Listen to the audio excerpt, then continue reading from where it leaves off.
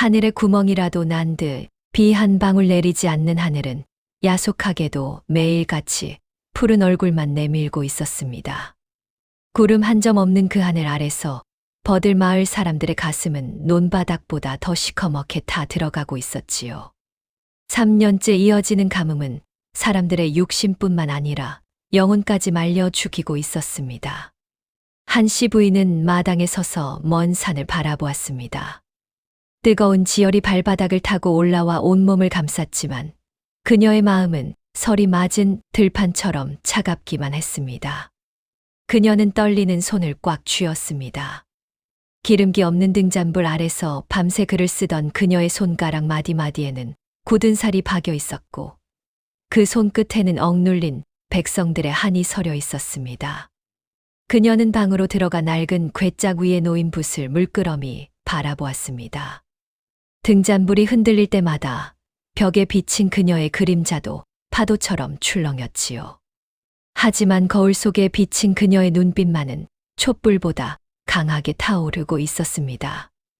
이대로 무너지면 내 아이도 저 이웃들도 모두 말라 죽고 말 것이다. 그녀는 스스로에게 다짐하듯 입술을 굳게 깨물었습니다. 마을에는 조진사의 탐욕에 가장 먼저 짓밟힌 박서방이라는 사내의 이야기가 돌기 시작했습니다. 앞을 보지 못하는 노모와 이제 겨우 걸음마를 뗀 어린 딸을 데리고 사는 심성이 고운 사람이었지요. 가뭄이 들자 박서방은 노모의 목을 죽여드리기 위해 조진사네 집 앞에서 사흘 밤낮을 무릎 꿇고 빌었습니다. 대감님, 제발 물 한 바가지만 선처해 주십시오. 저희 노모께서 갈증에 정신을 놓으려 하십니다. 제가 죽을 때까지 대감님 댁종이 되어도 좋으니 제발 물 한 모금만 주십시오. 하지만 담장 안에서 돌아온 것은 시원한 물 한 바가지가 아니라 조진사의 차가운 비웃음이었습니다. 종이 되겠다고 내 까진 놈이 내 집 종이 되어봤자 밥만 축낼 뿐이지.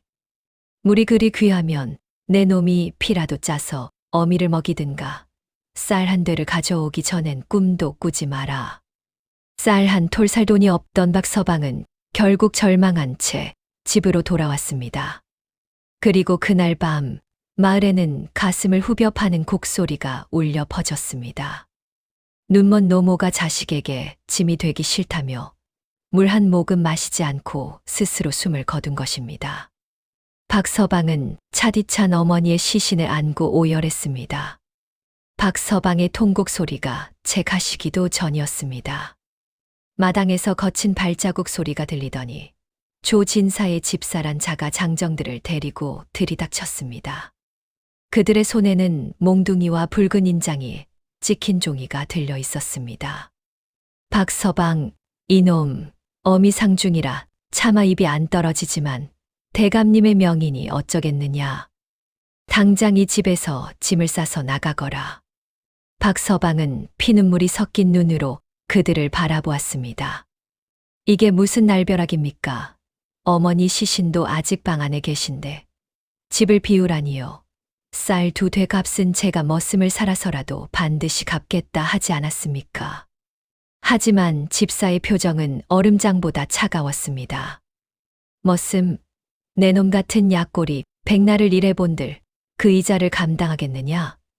이미 이 집터는 대감님의 명의로 넘어갔으니 더 이상 소란 피우지 말고 나가라.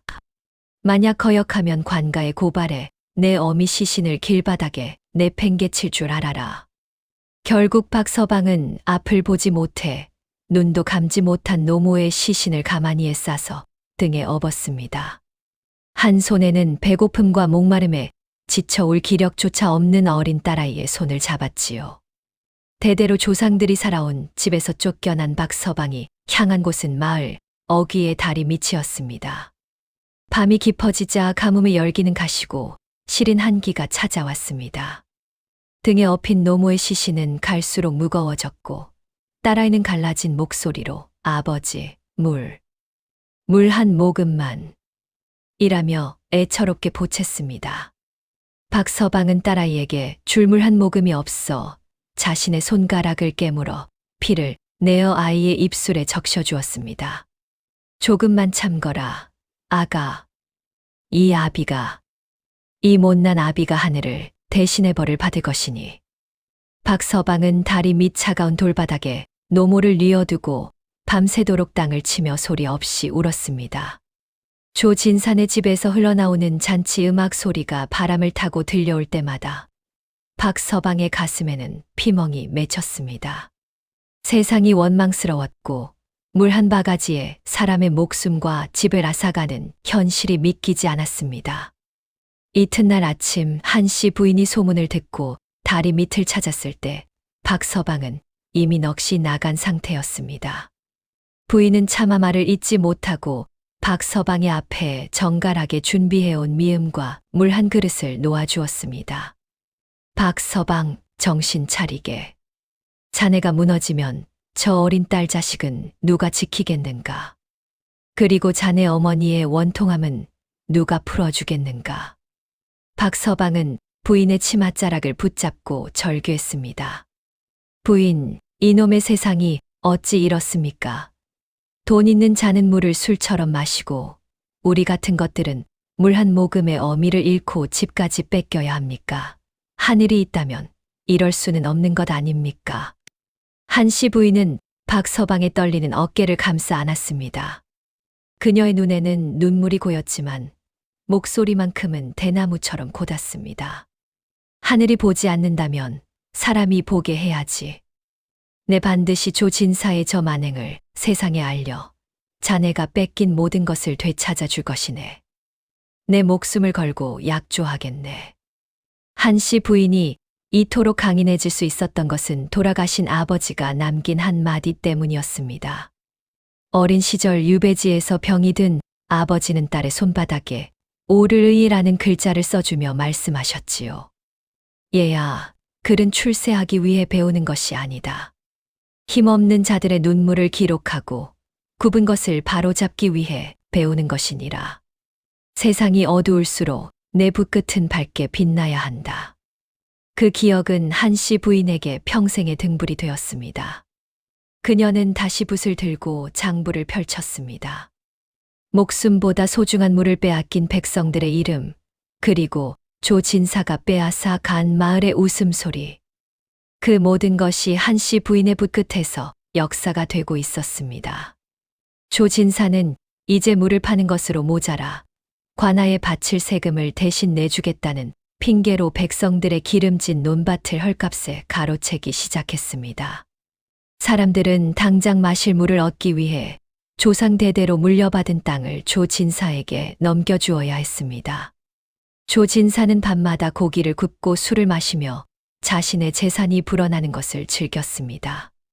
그의 집 마당에는 백성들에게서 빼앗은 놋그릇과 비단들이 산처럼 쌓여갔고 마을의 아이들은 배고픔과 목마름에 지쳐 길가에 쓰러져 있었습니다. 한씨 부인은 그 모든 광경을 지켜보며 때를 기다렸습니다. 그녀는 알고 있었습니다. 탐욕이 높이 쌓일수록 그 그림자는 길어지는 법이며 그 그림자가 끝에 다다랐을 때 비로소 무너질 시간이 온다는 것을요. 박서방네 노모가 눈도 감지 못한 채 세상을 떠난 지 불과 사흘이 지났을 무렵입니다. 마을은 여전히 소금기 없는 눈물로 젖어 있었지만 조진사의 담장 너머에서는 연일 기름진 고기 냄새가 바람을 타고 흘러나왔습니다. 한씨 부인은 그 비릿한 냄새가 코끝을 스칠 때마다 속이 뒤집히는 것 같은 역겨움을 느꼈습니다. 부인은 방 안에서 낡은 장부를 손끝으로 쓸어내렸습니다. 종이 위에는 그동안 조진사가 갈취한 곡식의 양과 억울하게 땅을 뺏긴 이들의 이름이 빼곡히 적혀 있었지요. 등잔불이 가물거릴 때마다 벽에 비친 부인의 그림자가 길게 늘어졌다가는 이내 사그라들었습니다. 부인은 거울 속에 비친 자신의 얼굴을 가만히 들여다보았습니다. 남편을 잃고 홀로 된 지 10년, 세상은 그녀에게 그저 숨죽이고 살 것을 강요해왔습니다. 안악의 목소리가 담장을 넘으면 흉이 되고 여자가 그를 알면 팔자가 사나워진다는 그 차가운 시선들을 그녀는 평생 견뎌왔습니다. 하지만 지금 그녀의 눈동자 속에는 예전의 수동적인 여인은 없었습니다. 내가 여기서 눈을 감으면 박서방의 원통함은 누가 씻어줄 것이며 이 마을에 남은 어린 목숨들은 누가 지키겠는가. 부인의 입술은 소리 없이 떨렸지만 붓을 쥔 손가락 끝에는 힘이 바짝 들어갔습니다. 그러던 어느 날 오후였습니다. 조진사가 사람들을 시켜 박서방의 집 앞마당에 말뚝을 박기 시작했습니다. 노모를 잃고 넋이 나간 박서방이 밖으로 뛰쳐나왔습니다. 이게 무슨 짓입니까? 내 집 마당에 왜 말뚝을 박는단 말입니까? 조진사는 비단 부채로 햇살을 가리며 거드름을 피웠습니다. 무지한 놈, 내 어미 장례를 치를 때 내 곳간에서 쌀 2되를 가져가지 않았느냐? 그 쌀값이 이 집터 값보다 비싸니 이제 이 집은 내 소유다. 당장 짐을 싸서 고을 밖으로 꺼지거라. 박서방은 기가 막혀 땅바닥에 주저앉았습니다. 장례를 치르라며 자비를 베푸는 척 빌려준 쌀 2되가 대대손손 살아온 집을 뺏는 족쇄가 되어 돌아온 것입니다.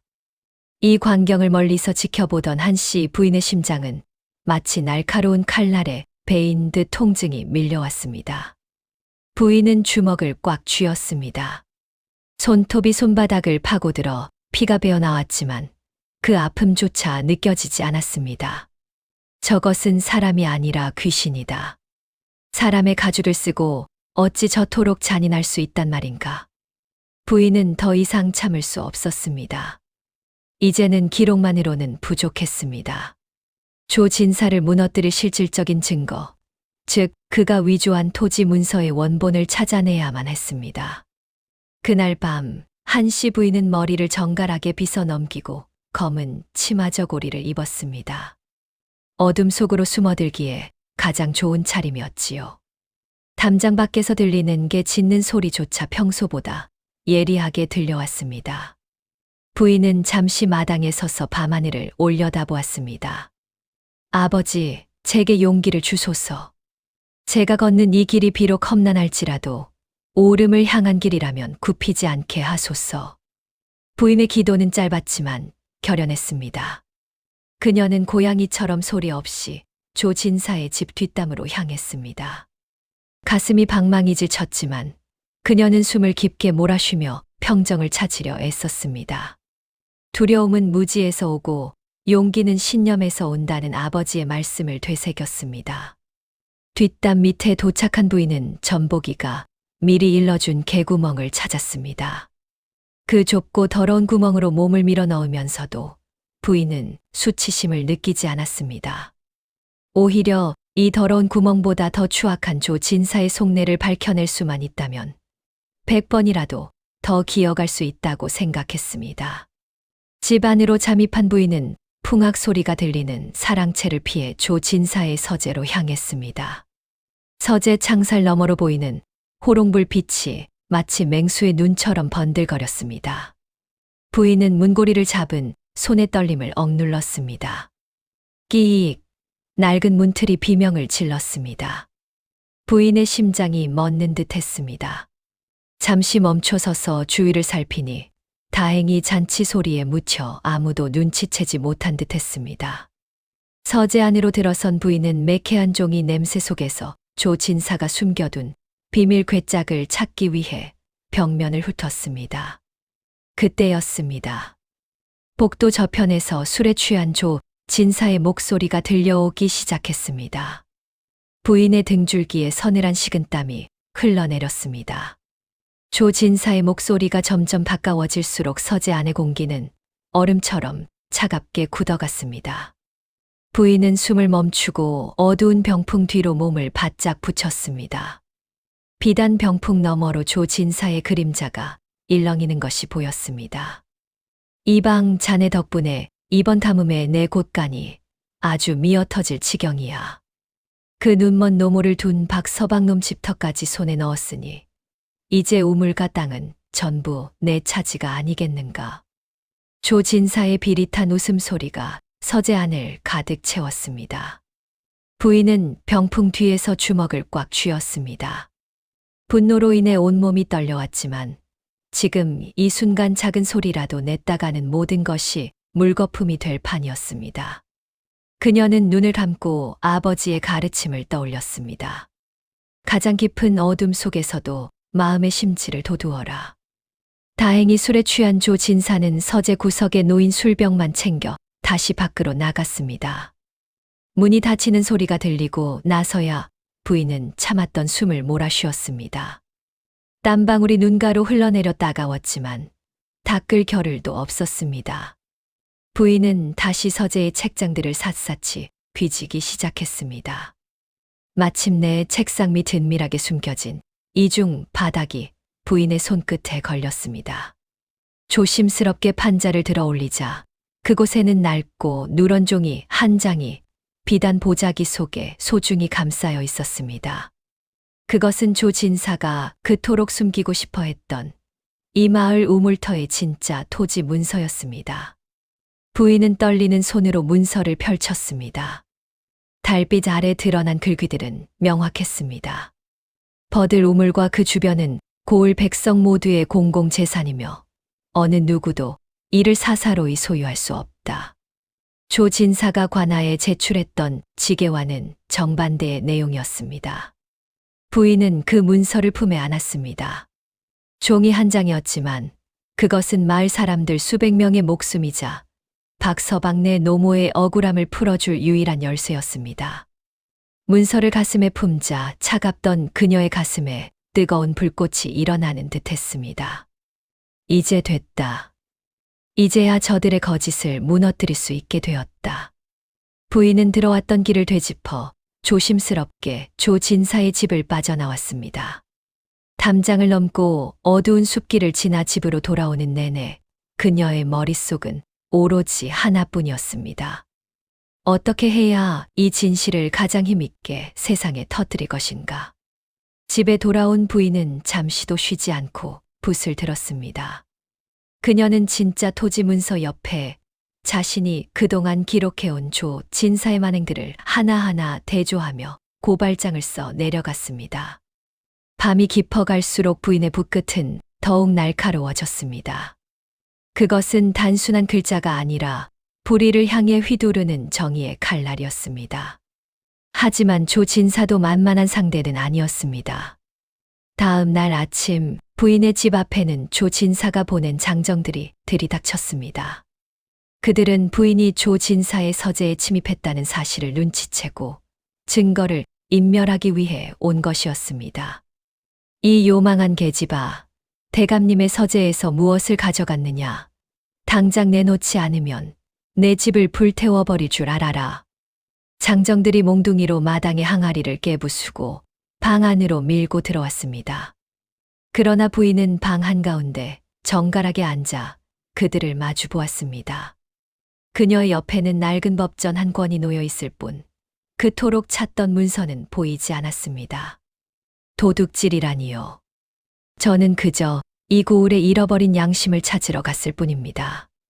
당신들이 부수고 태울 수 있는 것은 이 낡은 집과 가구일 뿐 내가 가슴에 새긴 진실은 결코 태울 수 없을 것입니다.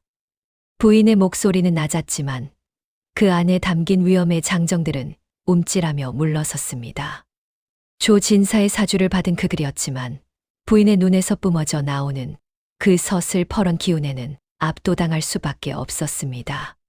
사실 부인은 이미 새벽녘에 전보기를 시켜 문서를 마을 밖 믿을 만한 곳으로 빼돌린 상태였습니다.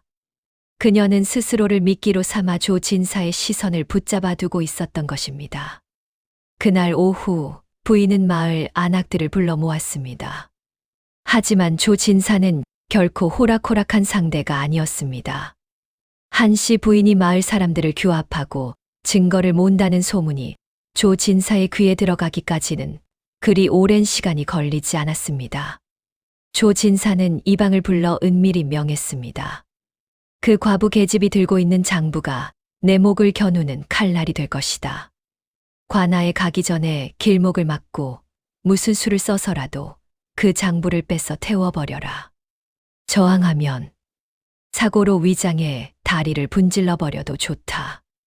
그날 밤 한씨 부인이 증거를 품에 안고 옆마을 이 노인을 만나러 가는 길목이었습니다. 갑자기 어둠 속에서 험상궂은 장정셋이 몽둥이를 휘두르며 나타났습니다. 이복의 부인, 밤길이 위험한데 어딜 그리 급히 가시나? 품속에 든 그 종이 뭉치가 아주 귀한 물건이라던데 우리 대감님께서 좀 빌려달라시는군. 부인의 심장이 덜컥 내려앉았습니다. 앞뒤로 꽉 막힌 외나무 다리 위 도망갈 곳은 없었습니다. 부인은 떨리는 손으로 품속의 보따리를 꽉 쥐었습니다. 하지만 그녀는 당황하지 않았습니다. 오히려 눈을 부릅뜨고 장정들을 향해 호통을 쳤습니다. 너희가 조 진사의 사주를 받고 길을 막는구나. 하지만 이 보따리 안에 든 것이 무엇인 줄 아느냐? 이미 사또 나리의 인장이 찍힌 관아의 문서다. 이것을 훼손하는 자는 대역죄로 다스려질 것인데 너희가 감당할 수 있겠느냐? 장정들이 주춤하는 사이 부인은 미리 준비했던 잿가루 주머니를 그들의 얼굴에 던졌습니다. 눈을 비비며 괴로워하는 장정들을 뒤로하고 부인은 숲길로 몸을 날렸습니다. 하지만 숨가쁜 추격전은 계속되었습니다. 부인은 마을 사당 뒤편의 좁은 틈새로 몸을 숨겼습니다. 거친 숨소리가 귓전을 때렸고 장정들의 발자국 소리가 코앞까지 다가왔습니다.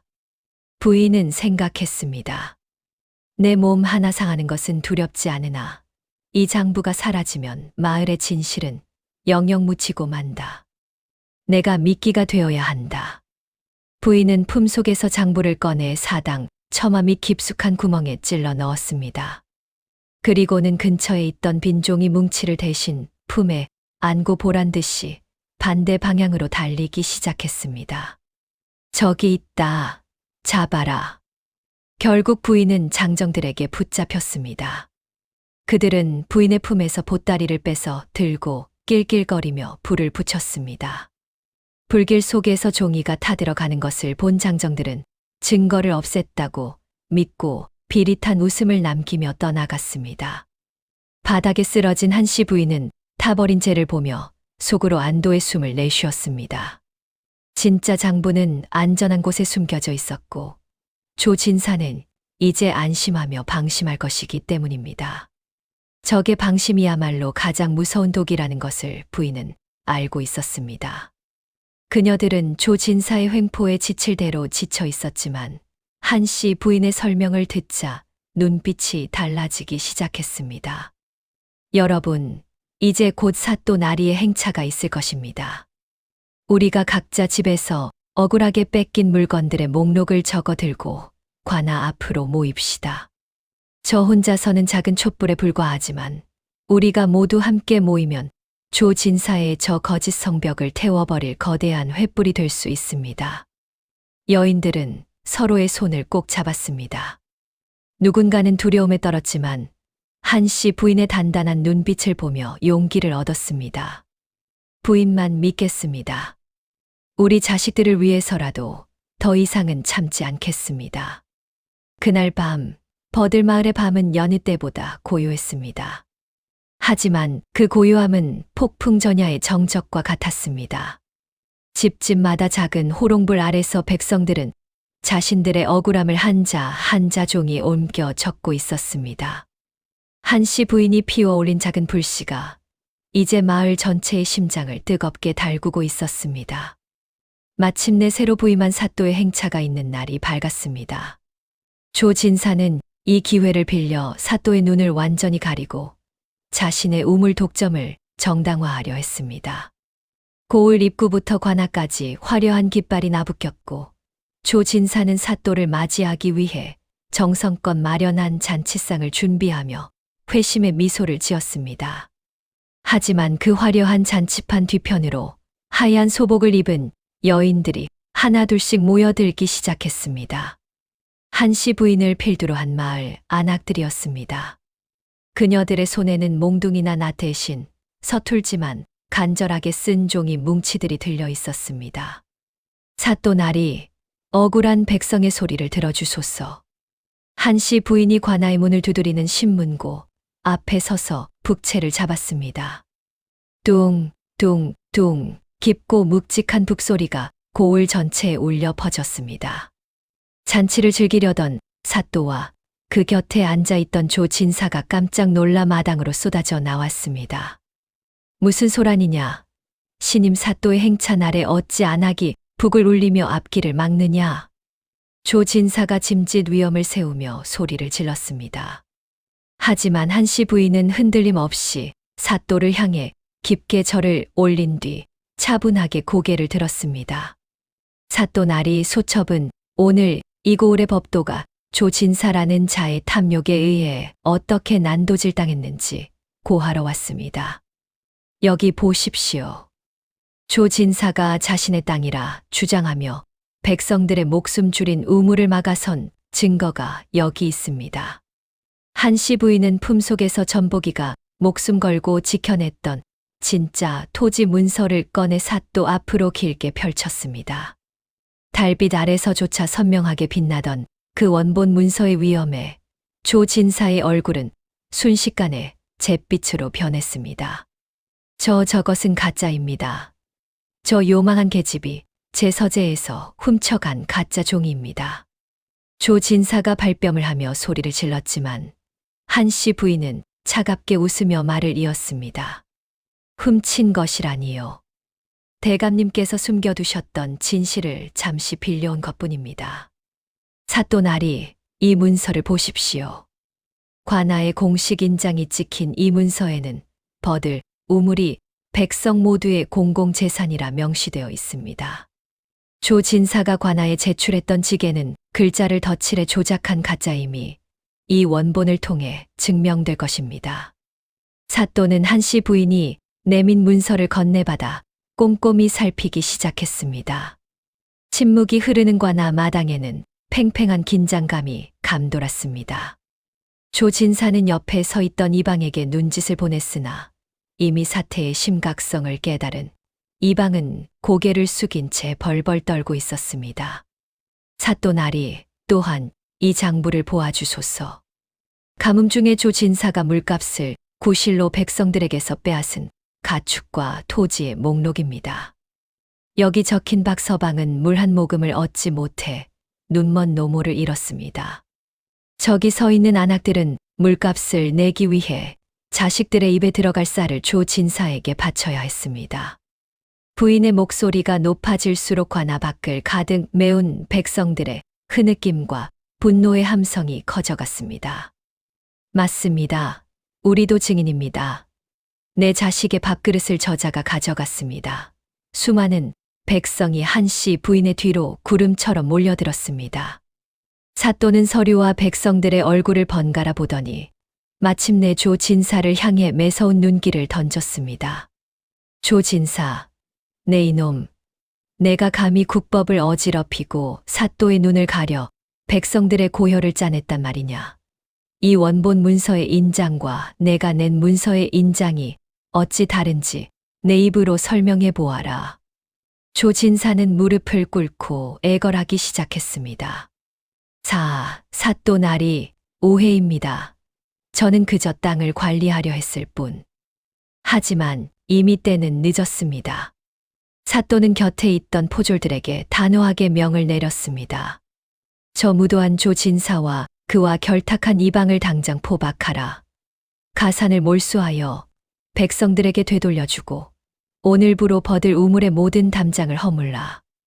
그 명이 떨어지기가 무섭게 마을 장정들이 우물가로 달려갔습니다. 조진사가 세웠던 그 탐욕의 담장이 백성들의 손에 의해 무너져 내렸습니다. 우지끈하며 담장이 무너지는 순간 기적 같은 일이 일어났습니다. 말라붙었던 우물 바닥에서 맑은 물이 솟구치기 시작했습니다.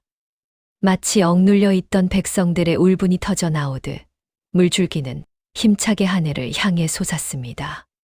사람들은 너나 할 것 없이 우물가로 달려가 손으로 물을 떠 마시며 눈물을 흘렸습니다. 그때였습니다. 잿빛이던 하늘에서 번개가 번쩍이더니 굵은 빗줄기가 쏟아지기 시작했습니다. 3년 만에 고을을 적시는 단비였습니다. 백성들은 빗물을 맞으며 춤을 추고 한씨 부인을 향해 고개를 숙였습니다. 부인 고맙습니다. 부인이 아니었으면 우리는 평생 저 악마의 소나귀에서 벗어나지 못했을 것입니다. 한씨 부인은 쏟아지는 비를 맞으며 조용히 미소 지었습니다. 그녀의 가슴을 짓누르던 무거운 바위덩이가 씻겨 내려가는 듯 했습니다. 그녀는 알고 있었습니다. 이 승리는 자신의 붓끝에서 나온 것이 아니라 불의에 맞서기 위해 손을 맞잡은 백성들의 뜨거운 심장에서 나온 것임을요. 조진사는 비참하게 끌려갔고 빼앗겼던 박서방의 집터와 마을 사람들의 토지 문서들도 모두 주인을 찾아갔습니다. 버들 우물가에는 다시 여인들의 빨래 방망이 소리와 아이들의 웃음소리가 가득 찼습니다. 한씨 부인은 그 후로도 마을에 어려운 일이 생길 때마다 붓을 들었습니다. 그녀는 권력 앞에 굴하지 않고 오직 진실만을 기록하는 버들 마을의 수호자로 남았습니다. 세월이 흘러도 사람들은 버들 우물을 지날 때마다 기억했습니다. 차가운 붓 한 자루가 수백 개의 칼날보다 강할 수 있다는 것을, 그리고 그 붓을 쥔 여인의 용기가 메마른 대지에 다시 생명의 물을 흐르게 했음을 말입니다. 오늘 이야기가 재미있으셨다면 구독과 좋아요 꾹 눌러주시고요. 댓글로도 공유해주세요. 감사합니다.